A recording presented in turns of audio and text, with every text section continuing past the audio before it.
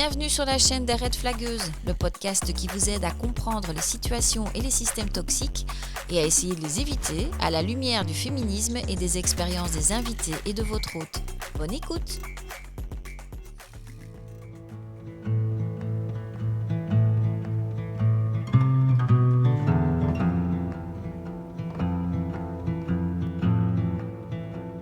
Bonjour à vous, c'est parti pour un deuxième essai d'épisode seul, en attendant la sortie de la saison 3 des Red Flagueuses. La thématique du jour, adolescence. Adolescence est une série qui est sortie il y a quelques mois sur Netflix et une nouvelle actualité vient de popper. Stephen Graham, Owen Cooper et Erin Doherty, 3 des acteurs de la série, ont reçu un Golden Globes. Stephen Graham est également le réalisateur et le scénariste de la série. Et franchement, ce sont des prix largement mérités. Cette série m'a laissée pantoise, tremblante, inquiète et en même temps admirative. Pourquoi il me paraissait important de parler d'adolescence ? Eh bien, tout simplement parce que, pour moi qui travaille sur les questions d'égalité entre les hommes et les femmes, de lutte contre les discriminations et de lutte contre les violences faites aux femmes, cette série est un outil pédagogique de compète. Alors je me rends compte que j'ai probablement écorché le prénom de Monsieur Graham, le réalisateur scénariste, donc c'est Stephen Graham. Alors Adolescence, qu'est-ce que c'est ? C'est une série en 4 épisodes, une série anglaise, qui a la particularité de proposer des épisodes en plan séquence, c'est-à-dire que quand un épisode commence, dès la première seconde, la caméra suit les comédiens, souvent à l'épaule, il n'y a jamais de cut, il n'y a pas de montage, et l'épisode s'arrête au moment où la caméra arrête de filmer. Ça permet une dynamique coup de poing hyper efficace et ça nous permet de nous immerger dans la psyché, dans les sentiments, dans les ressentis des différents acteurs de cette histoire dramatique et interpellante. Alors pourquoi j'ai eu envie de m'intéresser à cette série anglaise ? Si je suis vraiment honnête, je m'y intéresse parce que plusieurs personnes m'ont dit « Marylis, tu dois la voir ». Mais tout comme La Servante écarlate, j'ai tendance, du fait que je travaille tous les jours, notamment sur les questions de violences faites aux femmes, à un moment donné avoir besoin de couper le contact avec ces thématiques-là. C'est un peu compliqué parce que la violence, elle est présente partout et tout le temps. Donc voilà, j'ai vraiment des difficultés à y échapper. Mais quand en plus vient s'ajouter à ça clairement le lien avec les questions de patriarcat, de sexisme, etc., j'essaye de m'en protéger lorsque vient le soir, lorsque ma vie privée reprend le dessus. Mais bon, lorsque mes parents m'ont dit franchement, il faut vraiment que tu la regardes, je me suis dit bon allez, j'y vais. J'étais aussi intriguée par la formule choisie pour la réalisation, vu que je suis une grande fan de cinéma et de séries télé. Et puis, oui, effectivement, mes parents avaient raison, tout le monde avait raison. Enfin, en tout cas, ceux qui ont apprécié la série, c'est vraiment un phénomène à part entière. C'est comme si l'équipe du film avait entendu mes pensées les plus profondes en se disant « Tiens, on fournirait bien un outil pédagogique à Marylis et à ses collègues sur la question du sexisme et notamment d'une de ses représentations les plus violentes, les incels, le masculinisme. » Alors, si vous n'avez pas vu la série, je vous invite à arrêter l'épisode, à aller la regarder et à revenir après. Parce que je vais spoiler à donf, j'ai pas le choix si je veux vraiment vous parler de mon analyse que je peux faire de cette série, de ses intentions et des messages qu'elle veut faire passer, en tout cas selon moi. Donc vous êtes prévenus, ça va spoiler. On est armés! Vous cherchez quoi? Les mains en l'air! Qu'est-ce qui se passe? C'est pas la bonne maison! Il a rien fait, papa! Mais c'est qu'un gosse! Papa, j'ai rien fait, c'est pas vrai! C'est un bon gamin. Jamie, écoute bien attentivement. Qu'est-ce qui se passe? Je vais commencer par te demander... Tu connais une fille qui s'appelle Cathy Léonard? Oui? Alors on peut dire que vous êtes amis? C'est elle qui est morte? Pourquoi tu demandes ça?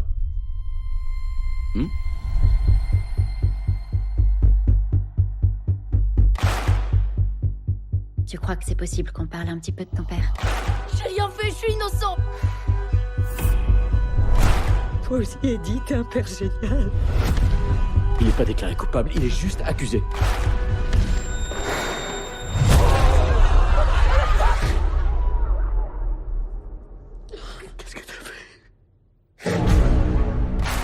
t'es fait massacrer par une meuf, pauvre cassos. Tu comprends pas. Je comprends pas quoi. Tu vois pas tout ce qu'ils font. C'est un appel à l'action de la manosphère. 80% des femmes sont attirées par 20% des hommes. Alors faut les piéger parce que sinon on les aura jamais normalement. Nous, on n'a rien fait de mal.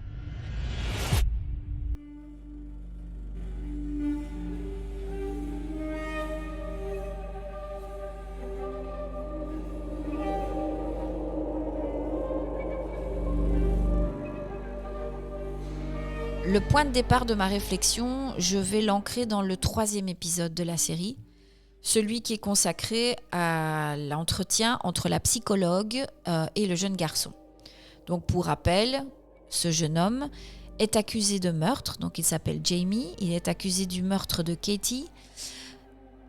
Il nie dans un premier temps, on sait très bien à la fin de la série qu'il n'y a plus aucun doute sur sa culpabilité puisqu'il décide de plaider coupable. Mais Jamie est encore dans une sorte de zone intermédiaire où il est placé dans un centre pour jeunes délinquants et cette psychologue est censée faire un rapport sur la capacité ou non du jeune homme à comprendre la situation dans laquelle il s'est mise, s'il est capable de comprendre notamment aussi les jugements, les sanctions qui vont lui être appliquées suite à son procès. Déjà, rien que cinématographiquement parlant, en termes de mise en scène, mais surtout de jeu d'acteur, c'est remarquable. Je suis totalement époustouflée par la capacité d'un si jeune acteur à interpréter des sentiments si contrastés et si habilement reliés les uns aux autres, mais aussi sur le rôle joué par l'actrice qui joue la psychologue, qui va, à travers ses regards et ses silences, finalement, plus nous en dire sur la catastrophe qu'elle est en train d'observer. L'actrice s'appelle Erin Doherty et le jeune acteur qui joue Jamie, Owen Cooper. Alors en réfléchissant pendant plusieurs jours à ce que j'allais dire par rapport à cette série, qui risque d'avoir déjà été dit par plein de gens ailleurs, j'ai eu une petite révélation.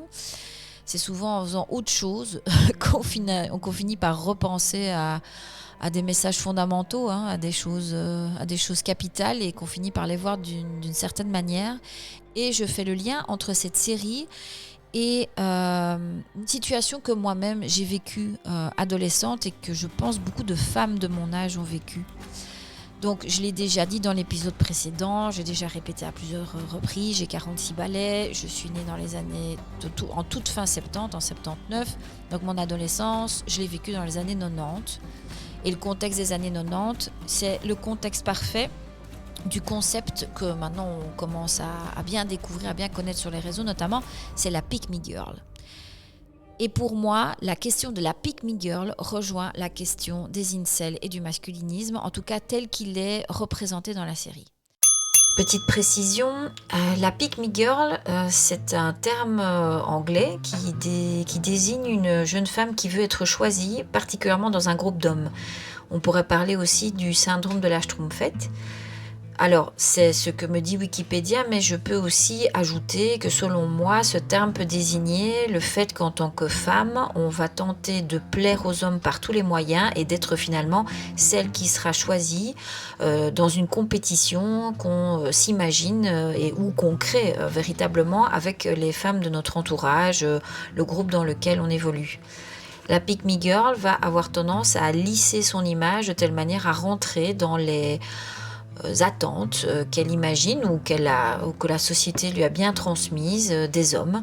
Elle va faire en sorte d'être la plus jolie, la plus souriante, la plus douce, la plus compréhensive possible, en activant bien à fond toute la charge émotionnelle que cela va provoquer chez elle, mais aussi la charge mentale liée au physique, au fait de toujours être disponible et de prendre sur soi quand on a des émotions plus fortes, plus intenses. C'est une chose par laquelle énormément de femmes passent pour pouvoir atteindre à un moment donné cette reconnaissance, être choisies, un peu comme le sont les princesses dans la version Disney du XXe siècle. n'importe laquelle d'entre nous a probablement un jour caché des aspects de sa personnalité ou caché des aspects de son physique pour essayer d'être celle qui va être choisie. On peut voir ici un lien avec les discours masculins qui prétendent que notamment les femmes ne désirent que des hommes, des alphas, des hommes forts, musclés, dominants. C'est assez étrange de voir que d'un côté, on a une population féminine qui pense qu'elle ne peut être choisie que si elle se transforme et correspond à des critères de beauté très clairs, de minceur, blancheur, jeunesse, et que d'un autre côté, on se retrouve avec des jeunes hommes persuadés que les femmes n'aiment que les hommes musclés et grands et dominants. Finalement, hommes ou femmes, nous sommes dans la même mouise, confrontés à des modèles sociaux qui sont souvent inatteignables et qui ne correspondent pas à nos véritables envies, à notre réalité.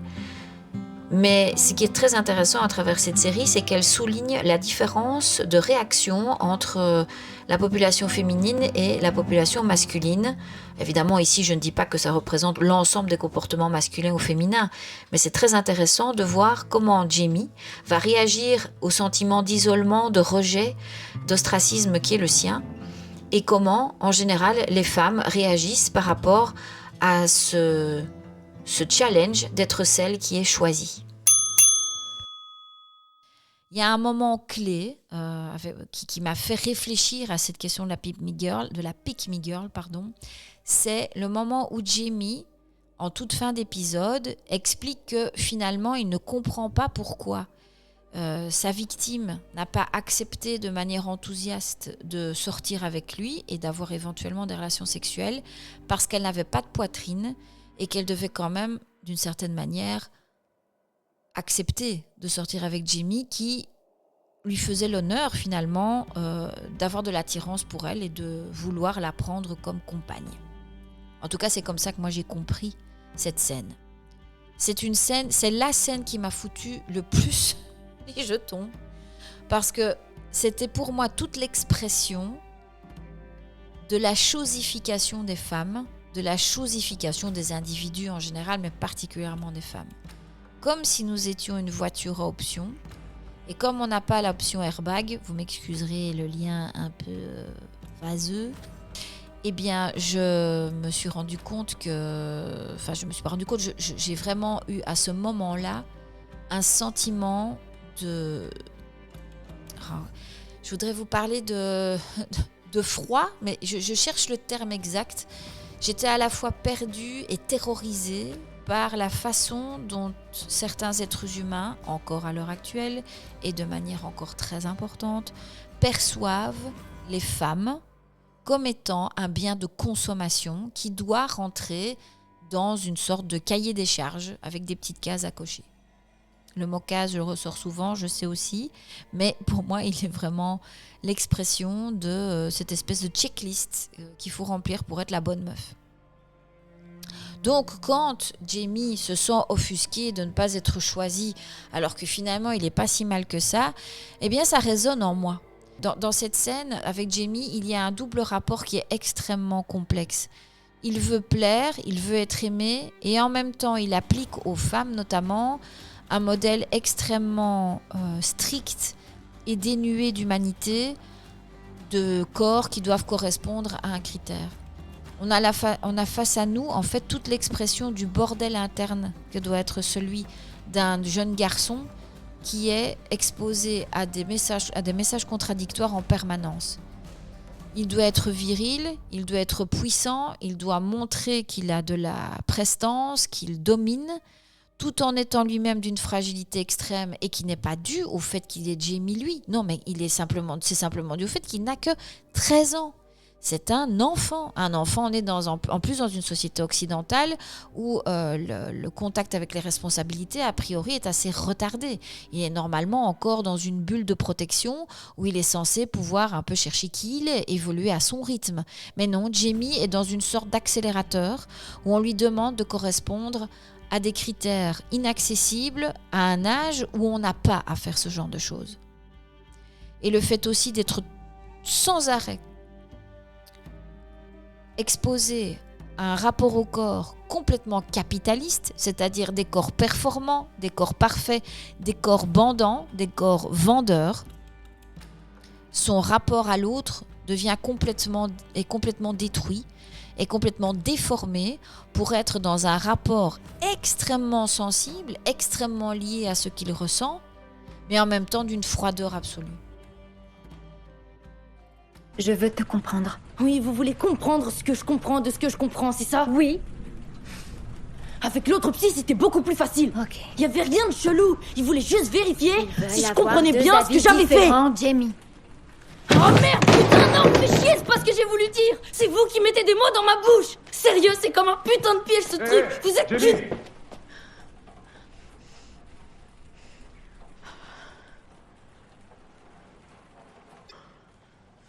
C'était quoi ça? Hein? Je vous ai vu faire quoi là? Vous lui avez fait signe de se parer comme une putain de reine, hein? Je te demande de t'asseoir. Tout de suite.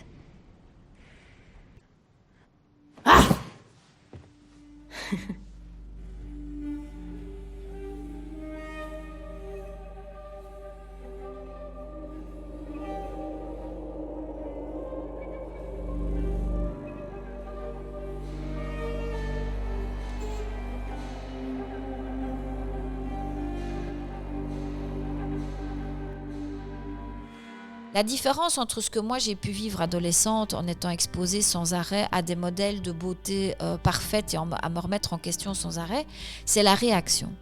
C'est le champ de réaction qu'on laisse aux filles et qu'on laissait aux filles et le champ de réaction qu'on laisse et qu'on autorise aux garçons. Est-ce que dans ma vie, j'ai mené la vie dure à un mec en le harcelant et en l'obligeant à avoir des relations sexuelles avec moi? Jamais. Je n'y ai même jamais pensé. Quand j'étais rejetée par un mec, je me remettais moi en question. C'est-à-dire que je me posais la question de est-ce que je ne suis pas assez jolie?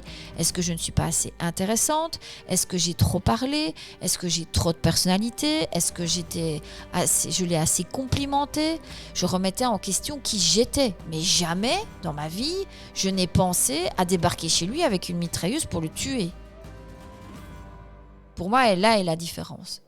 Ce sont les moyens que l'on donne aux hommes et aux garçons de réagir à leur frustration.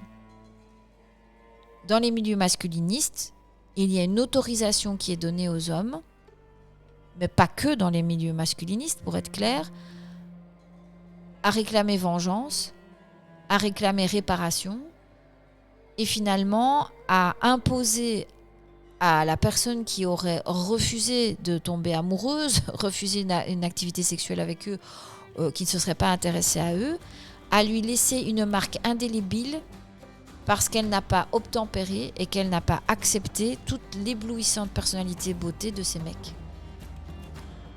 Ce qui est aussi interpellant, c'est la façon dont ce jeune garçon, Jamie, va projeter sur Katie, sa victime, toute sa vision des rapports amoureux.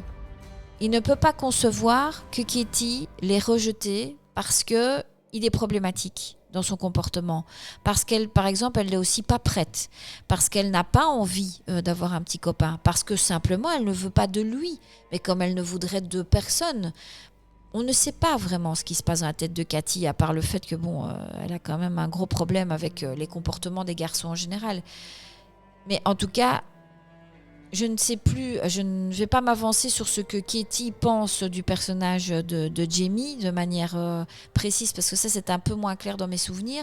Mais en tout cas, ce qui est certain, c'est que j'ai pu constater que Jamie projette sur le personnage de Katie la façon dont lui rejetterait une femme. Mais lui, par contre, c'est un mec bien, donc elle devrait accepter.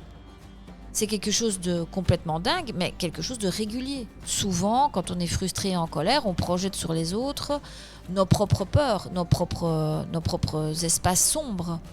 Et ici, on en a la démonstration complète que Jamie ne peut pas concevoir que quelqu'un le rejette, non pas parce qu'il est lui, mais parce que c'est pas les bonnes circonstances, parce qu'on n'est pas dans un cadre sécurisé, parce qu'il y a d'autres choses qui peuvent se passer.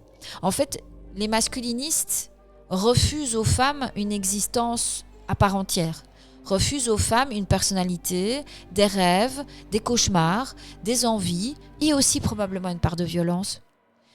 les femmes sont chosifiées. Je reviens comme au départ, une sorte de dimension unique où on est en flottement comme ça dans l'espace en attendant qu'à un moment donné on soit activé par un mâle qui nous dise viens, je t'ai choisi. Bon, t'es pas terrible, hein, mais je t'ai choisi quand même parce que finalement t'es la seule à être disponible sur la liste. Et il y a quelque chose d'affreux là-dedans, vraiment de terrible. Nous devenons finalement des espèces de produits de chez Wish qu'on commande parce qu'on n'a pas le choix, parce qu'on n'a pas assez de sous pour se payer mieux. Mais on a beaucoup de mépris pour ce produit qu'on a commandé. On a du mépris pour lui et finalement, il est remplaçable ce produit.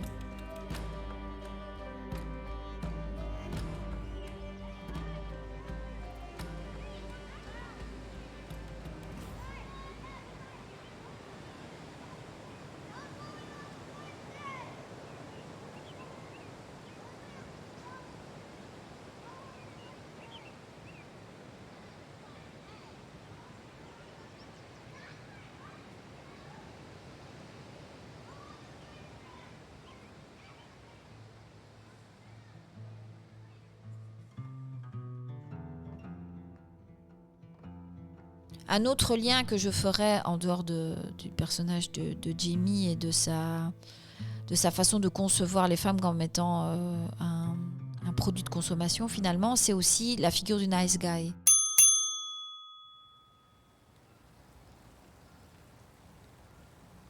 Dans son livre, Chloé Thibault, la journaliste que j'ai eu l'occasion d'interviewer sur scène à Liège, dans son livre Désirer la violence, elle parle de la figure du gentil, du mec gentil, du nice guy en anglais, et je vous en lis un petit extrait.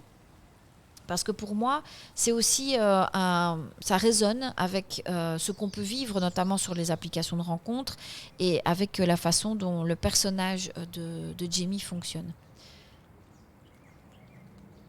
Dans la fiction, dans la vraie vie, le garçon gentil n'est pas désirable car il est disponible. Cette logique peut être inconsciente, en tout cas elle répond au fameux proverbe « Fuis-moi, je te suis-moi, je te fuis ». Lors de mon entretien avec Marjolaine Boutet sur la figure du vampire, elle me rappelle que dans la culture occidentale, l'amour est une invention littéraire.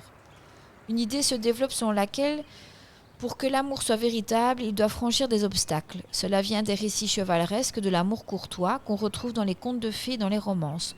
En gros, rencontrer son promis direct, se marier et avoir beaucoup d'enfants ne fait pas une histoire très palpitante. L'amour doit être mis à l'épreuve et c'est là qu'on est foutu. Parce que tout ce qui consiste à combattre des dragons, traverser des contrées, en somme les péripéties, est une affaire d'hommes.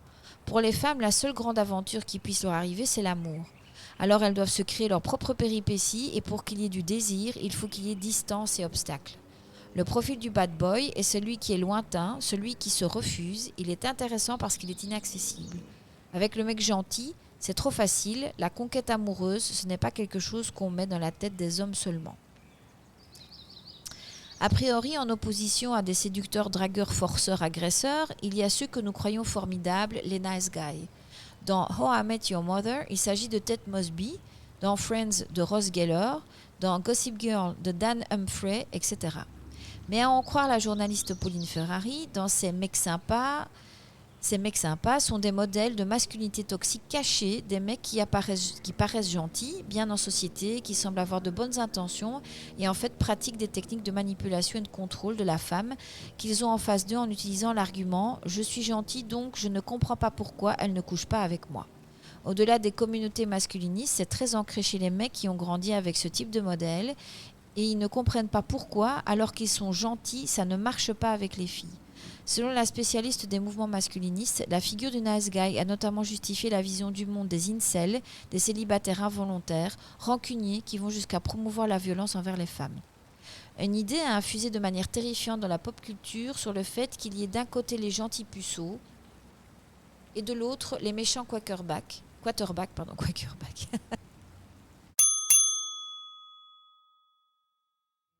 À partir du moment où les individus sont des biens de consommation, il n'y a pas de raison, entre guillemets, de leur donner une conscience, un ressenti.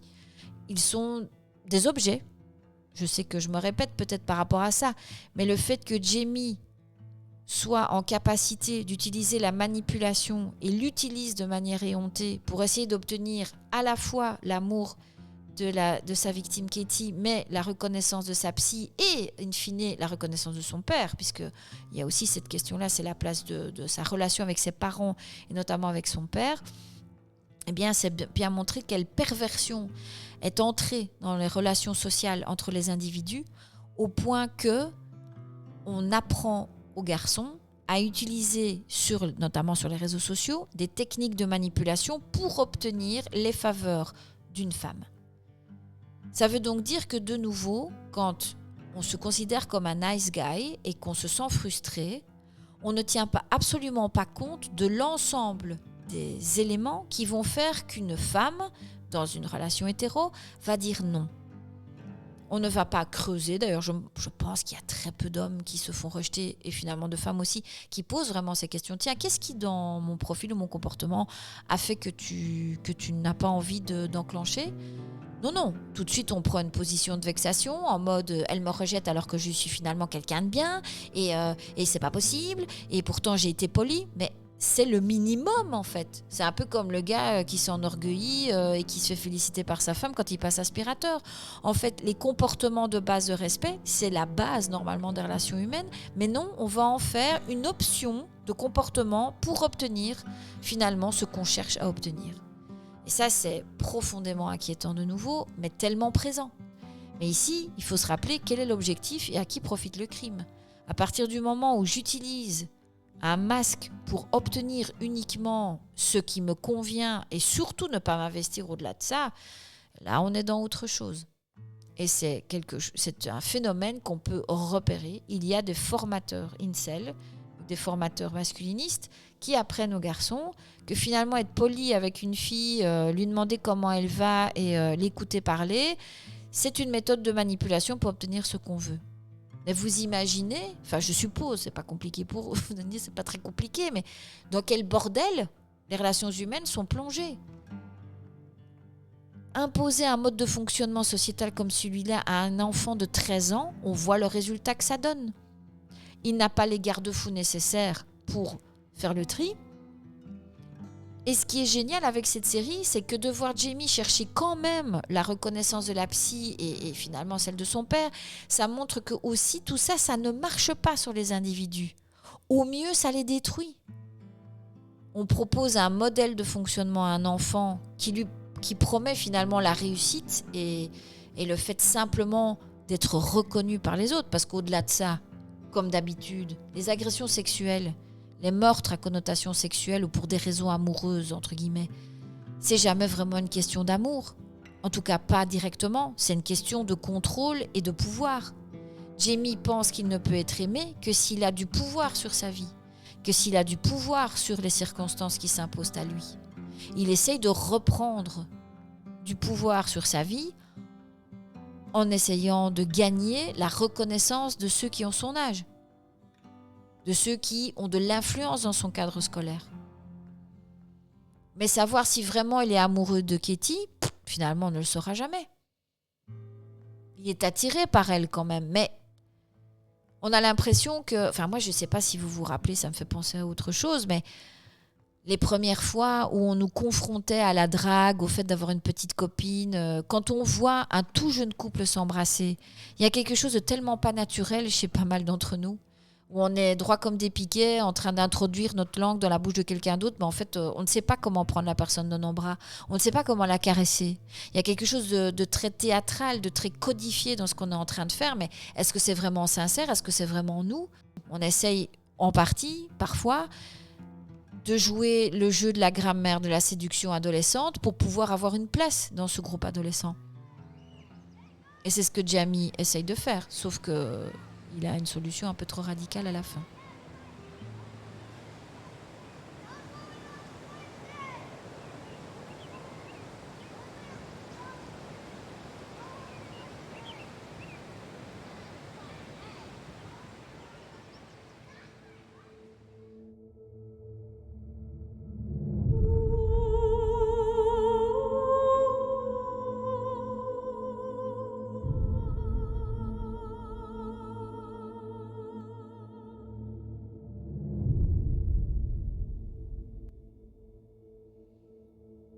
Un autre élément, et je pense que ce sera le dernier parce que je pense que j'ai déjà de quoi faire pour faire un petit épisode de 30 minutes, mais c'est la question de la fracture numérique entre les parents et les enfants.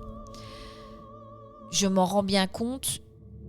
Pourtant, Dieu sait, si je m'intéresse aux technologies et que je m'informe et que je pose beaucoup de questions autour de moi, il y a des moments où mon fils me dépasse à toute vitesse dans l'utilisation des logiciels, des applications disponibles sur le téléphone. J'essaye de mettre un cadre, j'ai un filtre parental, je sais à peu près tout ce qui se passe sur son téléphone. Et il y a un système de coupure qui permet de stopper l'utilisation du téléphone après un certain temps, une certaine heure.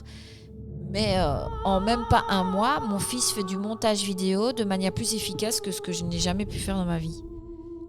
Rien que ça me montre que malgré mes efforts, je ne peux être que dépassée à un moment donné. Alors évidemment, j'ai des solutions par rapport à ça. C'est poser des questions, c'est m'intéresser à ce qui se passe dans la vie de mon fils. Et je pense que c'est là où le bas blesse pour les parents de Jamie. Et ça c'est dit clairement dans la série, dans le 4e épisode. C'est cette question de...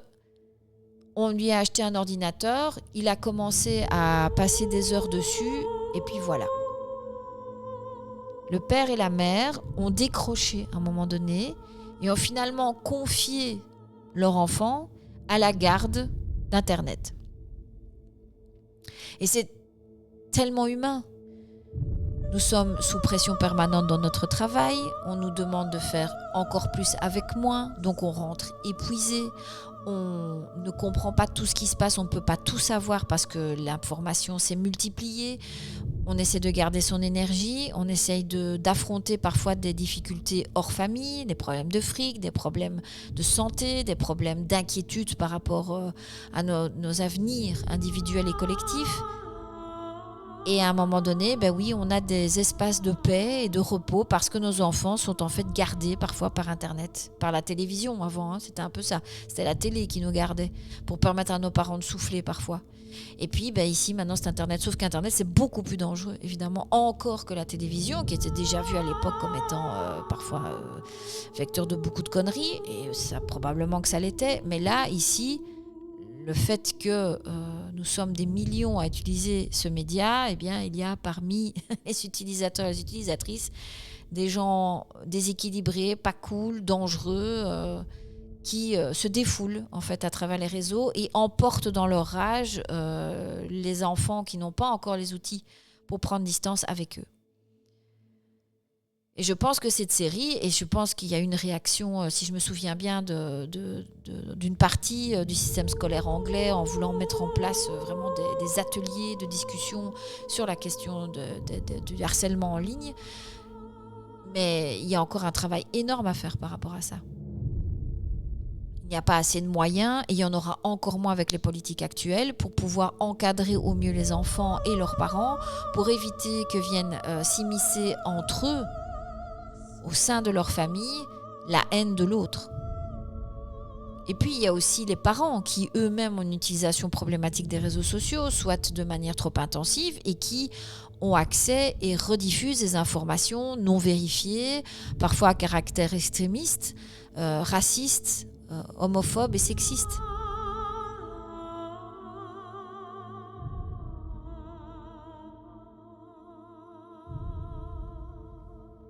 Et je terminerai par la représentation des femmes dans la série parce qu'il y a une phrase dans l'épisode 2 du personnage de femme flic qui dit, je ne saurais pas vous le citer de manière claire parce que mes notes ne sont pas précises, mais où elle fait la réflexion, moi ce qui m'emmerde dans cette histoire, c'est qu'on va beaucoup parler des auteurs et finalement de l'auteur de ce crime, mais finalement la victime elle va finir par disparaître et ne sera plus finalement qu'un élément du décor.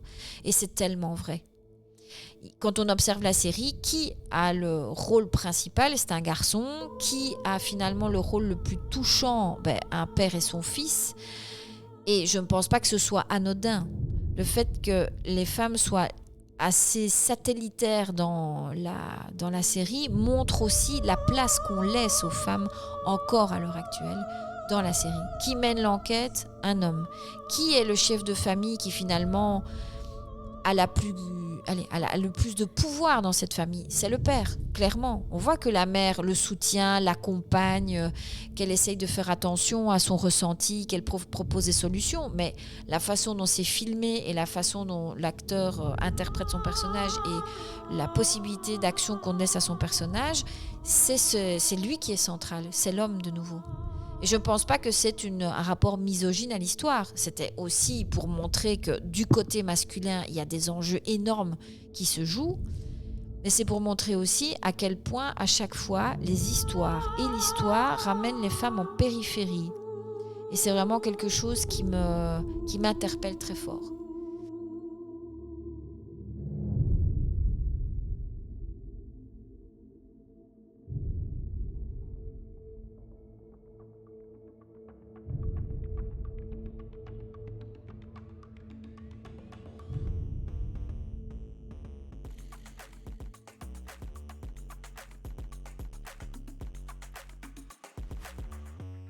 Pour conclure cet épisode, je pourrais me poser la question, vous la posez aussi, qu'est-ce qu'on fait de tout ça ?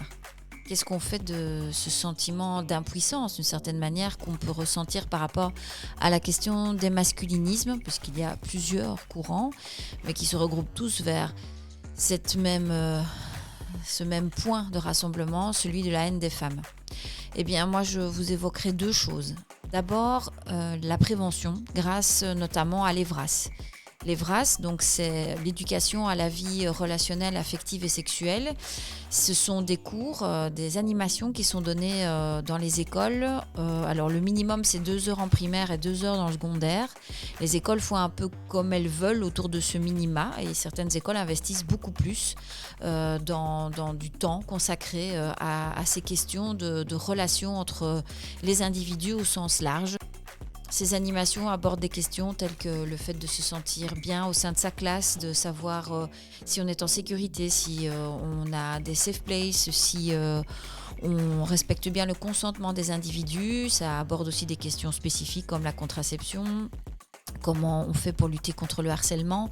Ce sont des cours qui sont régulièrement attaqués par les bancs conservateurs et pourtant, s'il y a bien un endroit où on peut aborder la question de l'égalité entre les individus et de la sécurité qu'on peut tous ressentir dans notre rapport aux autres, c'est bien là. Donc, ces animateurs et ces animatrices sont formés. Ils sont formés autour d'un programme officiel qui est disponible sur Internet, sur le site de la Fédération Wallonie-Bruxelles. Mais c'est aussi prolonger le travail dans les maisons de jeunes, dans les centres sportifs, en famille, pour pouvoir discuter de comment on se sent en tant que notamment garçon dans un monde tel que le nôtre. Comment on peut vivre sa complexité d'individu. Alors la deuxième chose, c'est la sécurité. Je lisais Salomé Saké ce matin qui insistait sur le fait qu'il fallait arrêter de tout relativiser. La situation est quand même critique et il y a des mouvements masculins qui ont réussi à radicaliser des jeunes hommes et il faut pouvoir s'en prémunir et s'en protéger. Donc que ce soit dans le cadre de nos activités féministes, mais également dans notre quotidien, dans notre travail, dans nos relations sociales, c'est repérer ces situations. On voit des jeunes hommes en décrochage, des petits groupes de jeunes garçons qui ont des comportements inhabituels, qui fonctionnent en vase clos, mais c'est aussi rentrer à nouveau dans la chambre des ados pour pouvoir à un moment donné débrancher la prise de tout le monde, y compris des adultes, et dialoguer les uns et les unes avec les autres. Ce n'est pas évident. Il existe des ouvrages, des bouquins, des centres PMS dans les écoles, des associations, des organisations comme par exemple la MADO à Namur, la maison de l'adolescent, qui peuvent nous aider à rétablir le dialogue, à le construire et à prévenir finalement ces phénomènes de violence qui, on le voit parfaitement dans la série, à la fois mettent un terme à la vie d'une petite fille, d'une fille, mais aussi mettent un terme à la vie de l'ensemble des personnes qui gravitent autour de la victime et de son agresseur. sans parler évidemment de l'agresseur, de comment il sera pris en charge par la société, que va-t-il devenir, qu'est-ce qu'il restera de cette histoire pour les générations futures. Voilà, je voulais vous remercier pour votre attention, j'espère que cet épisode vous aura plu. Vous dire que j'ai un parque-page à 5 € que vous pouvez acheter pour soutenir la chaîne. Et comme dirait Hugo Décrypte, ce merveilleux journaliste qui sévit sur YouTube et qui me donne beaucoup d'espoir malgré les mauvaises nouvelles qu'il nous annonce tous les jours. Prenez soin de vous, prenez soin des autres. Ciao!